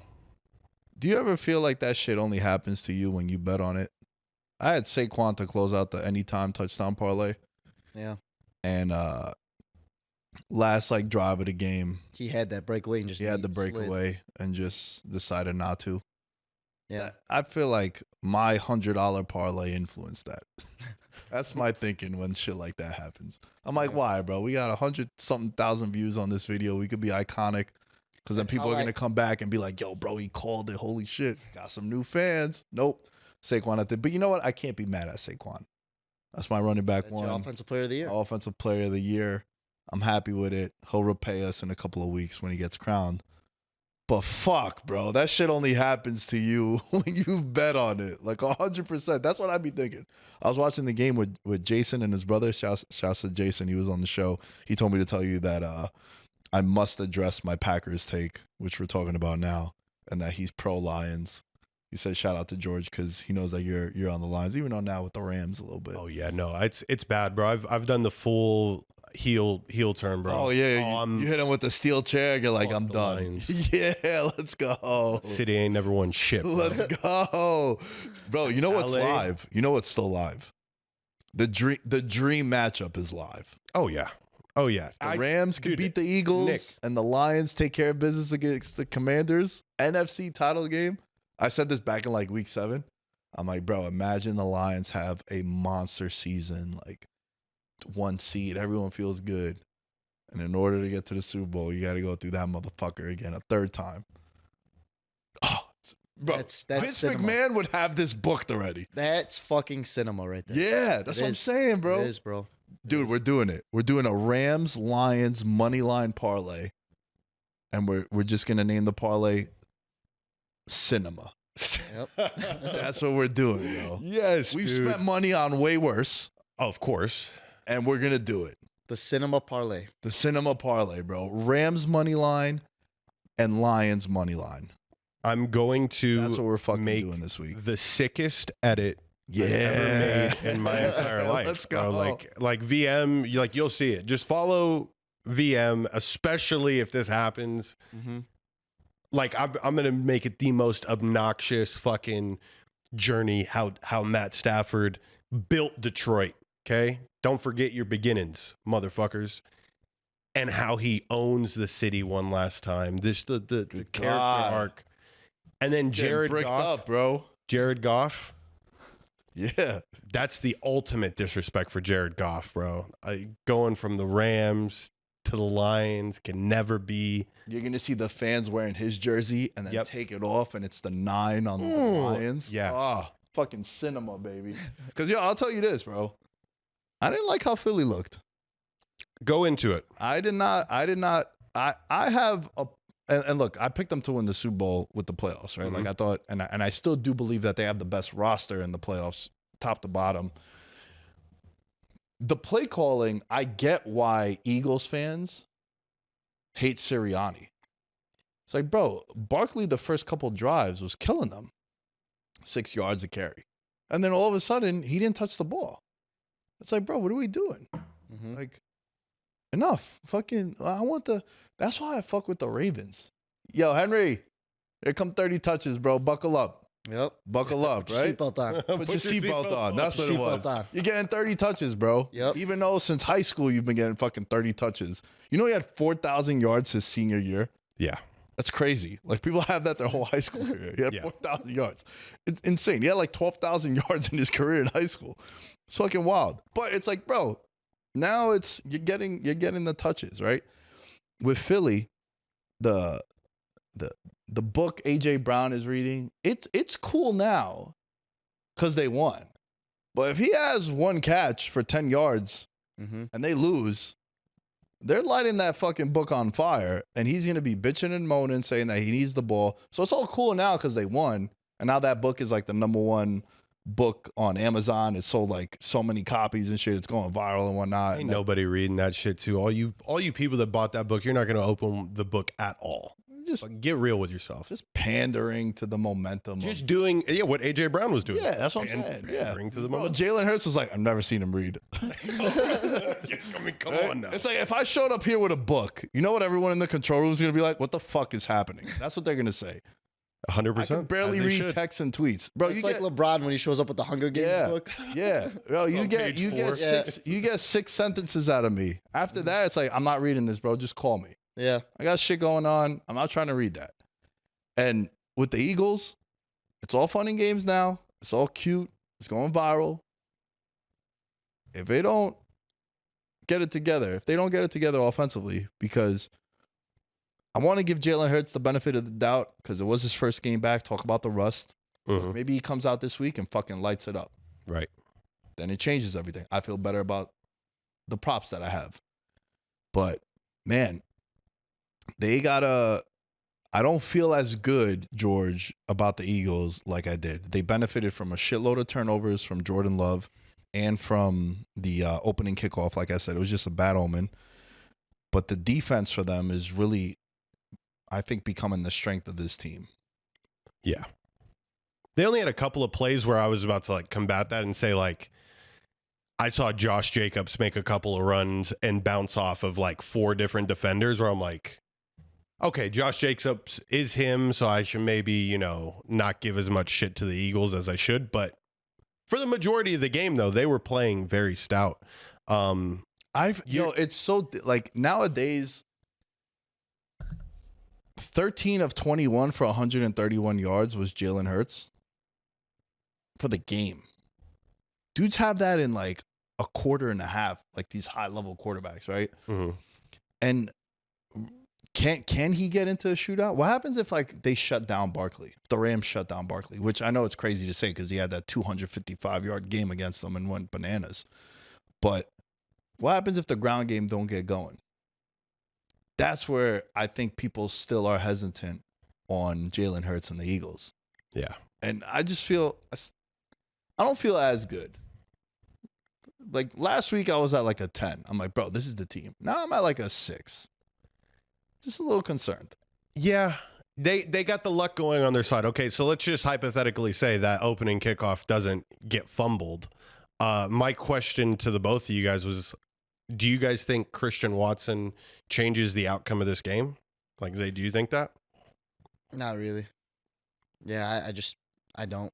I mean, I don't know how you feel about it, but I'm kind of with you. I don't think it's no disrespect to him, but he ain't Jamar Chase missing the game or like Justin Jefferson. For sure. Even though for him, he's solid like piece to their receiving core. But like, bro, this is the thing, right? If you're a Packers fan, you can't tell me it's the complaint I have with the Ravens fans, right? By the way, we didn't mention it's probably going to be Lamar Jackson wins the MVP because the odds completely shifted. I don't know if you caught that over the weekend. I did not. So they put out the AP All-Pro team. Lamar Jackson was voted the quarterback. Saturday morning, before they made the announcement, Lamar Jackson was plus 300 to win the MVP this year. This is a regular season MVP. When they announced that, completely flipped minus 500. Wow. And the reason why is no AP quarterback, no NFL MVP has ever won it as a quarterback and wasn't the AP QB. Right. So it's like kind of like correlates, right? Interesting. So immediately it went into like Lamar's winning the MVP. And I kept saying it like, look, I think Lamar had better numbers this year than he did last year. Last year, I didn't think he was the MVP. But the reason why I'm bringing this up with the Packers now is you talk to Ravens fans, they'll be like, Mark Andrews and Zay Flowers, we got weapons, bro. Like we're nice. But then when you make the case that Josh Allen is doing it with less, they'll be like, Lamar don't got no one. It's like, you just told me about Zay Flowers and Mark Andrews, right? So it's like, bro, you can't have both, right? And to tie it to the Packers, a lot of people with the Packers are like, dude, we don't have a number 1 wide receiver. He could spread the ball around. All right, cool. That's what you want. But then you can't tell me Christian Watson isn't playing. Right. Yeah. You know what I'm saying? So that's where I hate when people do that just in general. Mm-hmm. It's like you can't be happy about one thing, but then when it's not there, you're like, oh, that's the reason. That's the reason. When before you were telling me it's not a big deal that he's, we have all these, we don't have a true number 1 receiver. That's fine. All these young guys. For sure. So, and look, two other receivers, they get hurt throughout the game. But Jordan Love, man, Jordan Love is a $55 million quarterback. And he played awful in this playoff game. He had 3 turnovers, 3 interceptions. Yeah. 20 of 33 for 212, 3 picks, took 2 sacks, 41.5 passer rating. Guys were leaving left and right, but also that game was only close because Hurts struggled. Yep. It's the only reason why that game was closer until the last quarter. So that's kind of just how I feel about Philly. Yeah. No, I wasn't impressed by the Eagles at all. I mean, the reading a book thing, like what other things would you guys say, like think that you would never see on an NFL sideline? Reading a book is one. Like if you were to tell me that actually happened, I would tell you to go fuck yourself. Like there's no way NFL players chilling there reading a book. Didn't like Mark Sanchez eat on the sideline before? Eating a hot dog, I can see, because you gotta get like some calories in you. That's an interesting way to intake calories. Bro, also just eating and playing a sport, I can't do it, bro. At the same time, yeah, there's no way. I can't do it. I can't go to jiu-jitsu and eat anything. Like, not even like a spoon of peanut butter or some shit. I just can't do it. I have to be on an empty stomach when I do anything, any game. I agree with that. So to I eat feel on like the even sideline like is wild. playing like poker or something like that. Like I don't know how, like, because I play poker a lot, so I don't know how I see people like chowing down food and playing it. Like I just want to be like empty stomach, nothing to worry about, and I'm just focused on what I'm doing. But if I'm chowing down food, like it just has to be all right. I'm eating, then I'm sitting on the couch for like 2 hours. Facts. Yeah, that's it. Yeah, Mark Sanchez is wild for that. Okay, I'll toss one in there. I think maybe like watching a TV show, like watching a Netflix series on the tablets. Mm-hmm. That could possibly be something that we see next, that we never thought we'd see before. One thing I never thought I'd see was someone taking off their pads and running off into the stands like how Antonio Brown did. Yep. AB, baby. Got that one on the bingo card. That Yeah. was good. That was good. crazy. I still Yes. think about that every once in a while. Just Do you want to win a Cracker of the Year award? That's my life Oh, goal man. now. that is a big goal. That's the life goal right Bro, now. his to be awards are nominated like- for that. The most watched award show, like forget about the Golden Globes, like all these places have the awards, and then it's just like AB on Twitter live, and there's fucking like 500,000 people watching it, and everyone's tuned in. Cracker of the Year, like just dumbest. I think he tweeted like nominee for dumbest player of the year the other day. I think it was when the kicker smacked the ball down. Yeah. Or was it a punt block or something? Yeah. And he just smacked it down, and it was like nominee for like dumbest player of the year, and he tweeted it out. It was just funny. We're gonna win one. We're gonna win one. Something I found funny about AB was he was comparing Mike Tomlin to Doc Rivers, and I feel like that's the perfect comparison as far as like an NBA, NFL type of head coach. Like both of them just winning that Super Bowl and then kind of doing like nothing, making the playoffs and just being But that team. spiritually being revered for like the guy who Yeah, has like- all the answers, Like he's right? a genius, yeah. Yes. Like to me, Doc Rivers is the most overrated coach in NBA history, and I've said that for a while. Correct, bro, Yeah, but I've when said- he was with the Celtics, Yeah, he's like a 08. genius, I'll yeah. take 08, but yes, the rest of his career, But especially like with the even like Clippers. look at the roster he had with the Celtics. Like I thought they should have beat the Lakers True. both times. I mean, they played them back-to-back years, I think. But Yo, this Yeah. could be my New York bias, but no fucking team in any sport has milked the championship more than the 08 Celtics. oh, I agree. Oh my goodness, bro. Yeah. So we won a fresh one, bitch. So Listen, I get it, bro. Like I said, it could be the New York bias. The Knicks haven't made a conference finals in a long ass time, so like I get it. It could be a lot of that too. But like Facts. also they did milk it. you got Paul Pierce and KG talking about it till today. Like it was the greatest thing ever. Yeah, they did. They did milk it too, and I know it was a long time from when they did win it in the '80s, and then that was like a big moment. And look, the Celtics are one of the most iconic franchises, also, but also they did milk the shit out of that title. Both things could be true, which is what I always like to say. I do want to wrap with Mike Tomlin. I think it's a fascinating conversation. He's been with the Steelers for 18 years. I love that comparison that AB made. I've met AB a bunch of times. He used to be here in the studio. Really cool dude. Wild card too. You of never, course, Nick. obviously, if you follow him on social media. So maybe we could do like a frozen envelope and just randomly be nominated for Cracker of the Year. That'd be fire. If he records it out of here, it would have been a better production. It would have been a way better production, bro. Oh my gosh, yeah, that was the one thing. Have Brian fucking working the cameras in here to make it look even better. You know what I'm saying? Yeah. Cracker of the Year. Just have me come out and give him the trophies to give to people. That'd be fire. But yo, Mike Tomlin, right? Mike Tomlin. I love that take that he has about him being Doc Rivers because he won the title in 2008, just like the Celtics. Mind blowing there, right? He inherited that team from Cowher. A lot of those pieces were from Cowher. He inherited a really good quarterback in Ben Roethlisberger. He's never had a losing record. Is that a good thing though? Because they just stay mid. Like they legit stay mid. 8 seasons now without a playoff win. He's been one and done in the last 5 playoff appearances. Points allowed in the last 5 playoff games. Ready for this? 28, 31, 42, 48, 45. God damn. Wow. Your team is built on defense. Mm-hmm. The fuck happens in the playoffs? And I get that he's had Mitchell Trubisky and Mason Rudolph and all that. I understand, and he's probably the best motivator in the NFL. Mm-hmm. Him and like Dan Campbell, 1A, 1B, where like he has like punchline fucking press conferences, and you're like, yo, shit, that was a bar. That's gonna be a caption on Instagram in like 2 weeks, kind of thing.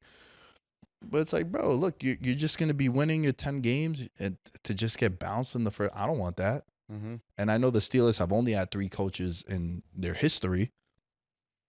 I feel like it might be time, not because he's a bad coach. It's like, bro, you've been there 18 years, dude. I haven't done anything for 18 years outside of like living. That's the one thing that I've been the most, like 18 years, bro. Like that's a long ass time, dude. So I just think it's time to move on. Now is a good time too, because there's a couple opportunities out there for like good.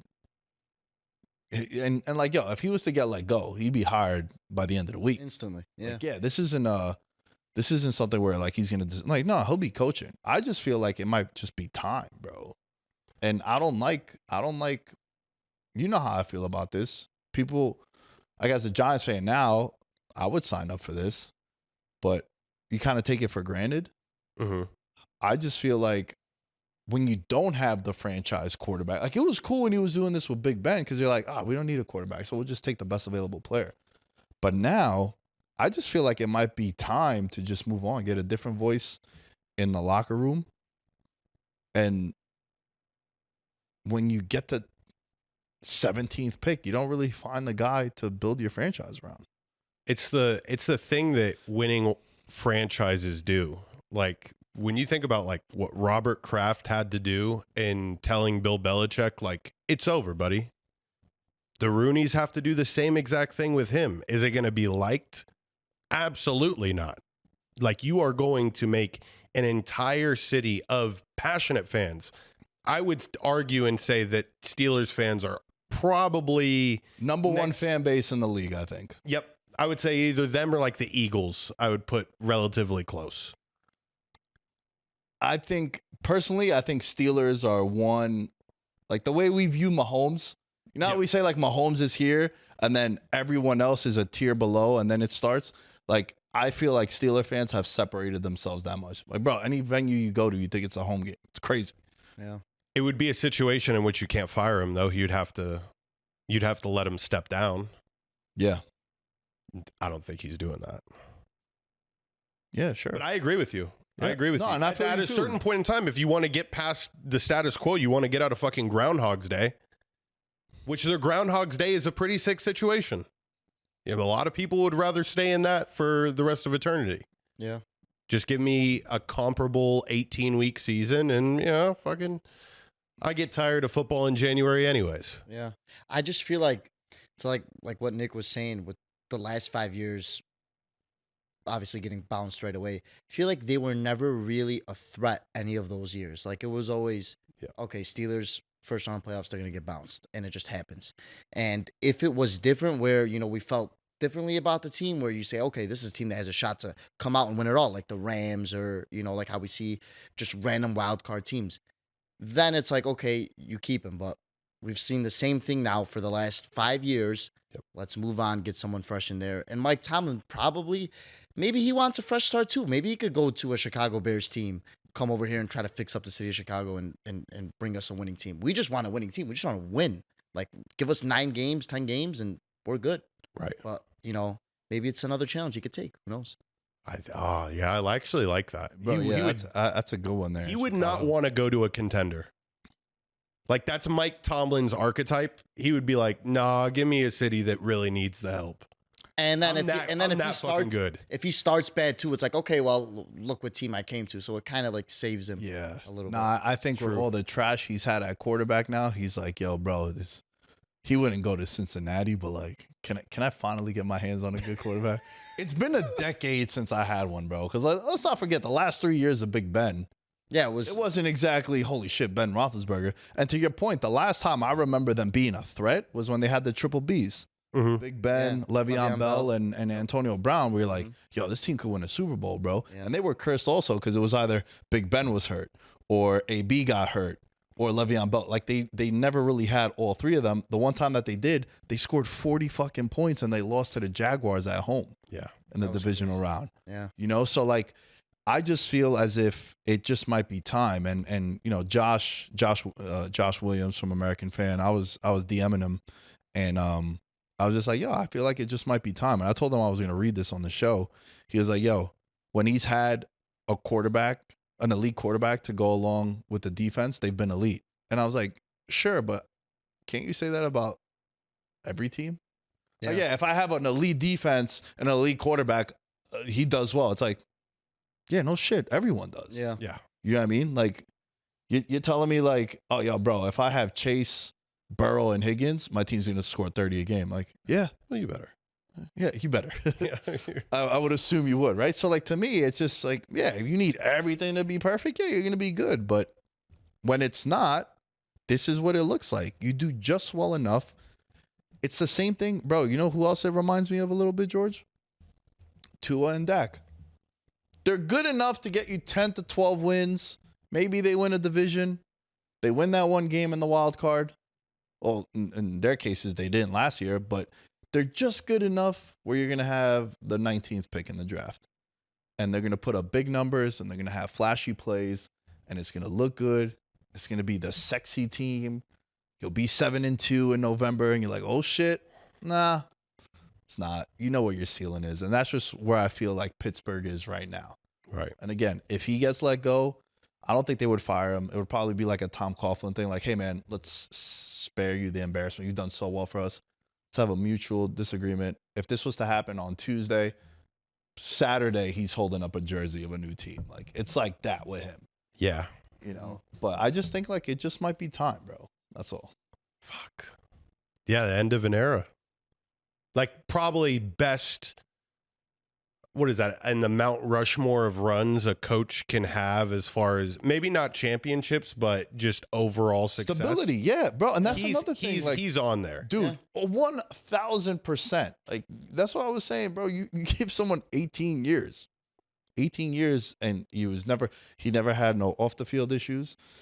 His teams were always good enough, like we said, and he's won a championship, and he's been to a Super Bowl also. So he's been to 2 Super Bowls, but it's just like the last decade now, it hasn't been good. Like, to his point, I think Zayd said a really good point of, you never went into the playoffs thinking Pittsburgh was, yo, that's a team to worry about. Mm-hmm.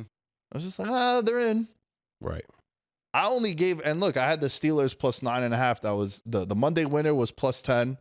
And then the 9.5, I was praying for the backdoor cover on Saturday, even though he had a shitload of money on that. And we were talking about that too. Yeah. Like, I hate, bro, when I'm with a friend and they got big money on a side and I'm on the other side. You with got to my stay quiet. $150 bet. You I'm gotta just stay like, look, quiet. and 150 to me, that's like about the betting size that I go. That's For sure. That's I mean, a lot. that's still a bigger. For sure. But it's like, yo, when the other person has fucking 5 figures on it, it's like, oh, dude, I don't want to root for that, you know? I ended up making the money because I didn't pay for shit hanging out with Zayd because he's a fucking class act. But that's what I'm saying, though. It's like, If the Steelers won, it was like, hey, Nick, this is what you owe, bro. yeah, I'd be feeling different about this combo. I take all that back, what I just said. Oh, my Nah, God. but like, Hey, Nick, here's your check, bro. Yeah, anytime I get a fucking Zelle request, you're like, wait, where'd this come from? But yeah, I just hate being around people sometimes, like watching. It's rare for me to go out for that reason. Like, Oh, unless for I sure. know for a fact that, like, yo, we're on the same side, Yeah. you know. But it was a good time. It was a good vibe. I do want to end the show with a Monday winner. Hit it. Monday winner. Tell us a game you like from now for the weekend. So I like Washington with the 9.5, but there's one I know we really haven't touched on UFC, but I am parlaying Umar and Islam. Oh. Main event. I don't care about the chalk. I'll eat all the chalk. He's going against our boys, that syndicate. I know. Yeah, look, I think when when you look at what these guys, I mean, man, Merab is like, okay, he's pressure fighter, freestyle wrestler, is going to come forward, he's going to shoot takedowns. I don't think he gets some on Umar. I think Umar keeps his fight standing, and Umar's such a good striker. He's going to eat him alive with the kicks. A ton of teeps. He got a nice left hook, man, that he could catch him with the way Cejudo did and Marlon Moraes did. I think Umar's striking is the most underrated in the UFC, and I think this is going to be the start of a long, long run for him. And on the Arman side against Islam, I think everything Arman does great, Islam does just a little bit better. And we've seen it on the wrestling side, and I think we're going to see it on the striking side as well. I don't think this fight really ends up on the ground. We saw the first fight, a lot of nice wrestling transitions. I think we kind of keep it standing on the feet. Islam picks him apart at range a little bit. And, you know, outside of a lucky connection from Arman, I think Islam just rolls here. I think both these guys roll as favorites. You could parlay them. They're like minus 150, minus 155. And that's a good bet for me. For me, guys that can pressure, I feel like every champion around the UFC have excellent pressure. They're up and down, constantly up and down with a takedown threat. And we've seen that with Umar. We've seen that with Islam. When they could fight at different levels, move up and down, changing levels, threat of the takedown there, the striking is there as well. It's just so hard to beat. And I think that's why Merab has had a ton of success too, because of his wrestling too. But it cancels out for me with Umar, and I like the striking advantage for him too. Oh, that's a killer Monday winner. Yeah, so we got Although those, and we got Washington 9.5. I like it. You being a UFC head, I just have to know, is my favorite bet alive this weekend, both main events to go the distance? I don't hate it. I think, honestly, we've seen Merab almost finish so many different times in his career, like so close, either being knocked out, choked out. I think this is the first time he gets finished. And then we see the stardom of Umar. I think he knocks him out. I really do. And that's it. And I know you were mentioning, like we were talking about it earlier, like this only happens to me. I don't know if you feel this way, but anytime I bet a fight to not go the distance, it's like the ref wants the guy I'm betting against to just absolutely kill the guy, like manslaughter, like before he stops a fight. And it's happened to me every single time. It's like, stop the fight. Herb, stop it. Herb, what are you doing? And the guy's like out there, like about to die. Happened with Jalen Turner's fight. I had the under, and then he obviously ended up stopping, but he almost killed Bobby Green. Like, it was like, stuff like that happens to me every single week betting the UFC. But I love it. I can't stop betting it. Oh, bro, yeah, I couldn't agree with you more, man. That's why I feel like sometimes shit only happens to you when you bet. Yeah. Shit like that, you know, like over the weekend, I didn't bet on the fight, but Chris Curtis, they stopped the fight with 1 second left in the third in the third round. So imagine if you had fight goes the distance. Yeah. You're like, oh my God, this only happens to me. And then on the flip side, if you had the fight to not go the distance, you're like, holy shit, this is never gonna happen again. Bro, I'll never forget. UFC 272, my buddy Boss, shouts to Nick DeVito. He used to be on the show. We built out the show together way back in the day. I hit a 4, 2, 6 leg and a 9 leg UFC moneyline parlay. At the time, you weren't able to parlay props. I hit every single method of victory, round, fight doesn't go. Bro, we had like $22,000 in tickets in my jacket. We had 3 split decisions go our way. Wow. Since then, this was March of 2022. I haven't had a split decision go my way that closed out a parlay. I was like, yo, we sold our soul to the devil. It'll never happen again. 3 of them fucking went our way. And all 3 of them, I was like, oh my God, I can't believe it went our way. That's insane. Crazy. Yeah. Crazy. I disagree because I'm biased You like for a Merab? couple reasons. Mhm. I like Merab, friend of the show. I train with him. We just had John Wood on the show. They feel really confident about it. I was talking about it on the Monday show, how when he fought O'Malley, I know different beasts totally, but like their vibe and aura was like, bro, we're chilling. Kind of getting that same sense from them. And Arman, I had 4 guys that I coined future champ. One of them doesn't look too good, Benoit Saint Denis. Mm-hmm. The other one was Arman. The other one was Topuria, who's now the champ at 145. And the other one is Shavkat at 170. So that's why I say, like, I have the bias there. I remember Arman fought Islam on, like, 2 weeks' notice. His debut fight, he was 23 years old. Went the distance in that. I'd probably take both fights don't go to distance this week. Probably going to lay some chalk, especially in the main event. But that's kind of, I would play the opposite there. Not a Monday winner, but that's how I would approach those two fights. I mean, there's no swing in me. I just want to know if I have a chance this weekend. It's my favorite fucking. I love that so much, bro. Bro, they fight with their heart. Come on now. It's the main event. You've trained your entire fucking life for this moment. Mm-hmm. You're not getting slept. Yeah, I don't hate it. It's just with fighting, man. Anything. It's just. Yeah, no, they're so good, bro. Yeah. They're just too good. My Monday winner. Yes. Cinema parlay, baby. Plus 300. Lions, Rams, money line. Let's fucking go and do this. Even though I got the Eagles and Ravens and Eagles and Bills futures, I want the drama. I want the WWE storylines. Yep. This is what I want. This is cinema. Let's go. This is the cinema parlay, baby. Mm-hmm. We're going to throw some money on it. Why not? Why I'm with you. not? That's my Monday winner. I can't wait to make this edit. Yeah. Oh my God, bro. The return. Eminem will play before the game for some reason. It'll be insane. And yo, for my wrestling fans, I'm going to have you work the CM Punk return 2 years ago. After 7 years not being there, returns back to Chicago, where he's from. Oh, bro, we need this. Cinema parlay, baby. Money line, the Lions and the LA Rams. That's what I'm doing, bro. Monday winner. Let's fucking go. I love it. Plus 300. I'm with you on it. I'm not changing that. Cinema parlay. Cinema parlay for the Monday winner. There's no reason to pick anything else. Zayd, you gotta throw something on this, bro. You coined it. You got it. Yeah, we got. I have to. Don't worry. I'll send you guys a ticket. I'm gonna place it. Let's fucking. Yeah. What are we doing? Let's go, boys. We've spent money on worse. That's always my default. When I put We've spent money. I spent money on worse. Right. Spend money on worse. My guy always says it builds character. Yeah. Just it builds character. It's a perfect saying. Hell yeah. So Hell yeah. Yo, this was fun, bro. I appreciate you. The friendship we've made over the last couple of months. It's been cool. Thanks for always supporting the show. Mm-hmm. Thanks for always hitting me up anytime you're in Vegas. That means a lot because there's so many people here. You're always like, yo, bro, we got a link. Thanks for the weekend too. And yeah, man, I hope you're wrong on the co-main, respectfully. Mm-hmm. But I appreciate your time, bro, and let the people know where they can find you on social. Yeah, you can follow me at Zayd_Hussein, ZAYD_HUSSEIN, Twitter, Instagram. Going to be posting a ton of content this upcoming year for the UFC.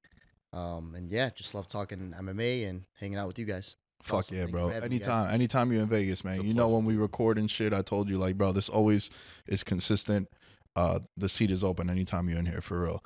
At Nick Dais 10 is you can find me. Most importantly, all things Veterans Minimum are at Veterans Minimum. George, where can they find you? At Mr. George Carmona. You guys know what to do. Click the follow. Hey, and Patreon, you definitely want to get a part of this Discord chat. That's how I got put on to the Matt Stafford 65-1. Super excited. You wouldn't be able to find those conversations anywhere other than the VM Patreon. Do it. We'll catch you guys next time. Peace. I'm a gold medalist, bronze like your medal is. So many deer in headlights, but it's bedtime. Hear that supper bell, main course, be the venison. Dab. Most dangerous game. Either kill or be